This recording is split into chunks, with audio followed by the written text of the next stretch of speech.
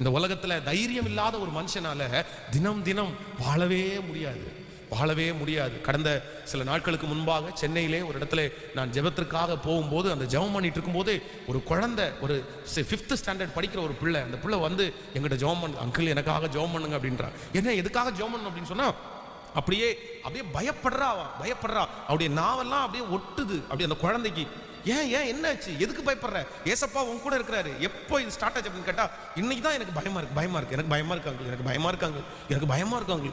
அப்படி அழுது, கண்ணுல தாரையா கண்ணீர் கொட்டுது. எனக்கு பயமா இருக்குது. அவங்க அம்மாவை கட்டி பிடிச்சிக்குதா, கையை கட்டி பிடிச்சிக்கிறா, சின்ன குழந்தை. அப்போ இந்த உலகம் வந்து ரொம்ப அதைரியத்தை கொடுக்கிற உலகம். நிறைய பிசாசுனுடைய இதுவே என்ன அப்படின்னா, அவன் பயப்படுத்துகிறவன். அவன் யாரு? பயப்படுத்துகிறான். இன்னைக்கு டிவிகளிலே இதுல எல்லாம் பார்க்கிற நிகழ்ச்சிகள் எல்லாம் பார்த்தீங்க அப்படின்னா பிள்ளைகளை ரொம்ப பயப்படுத்துது.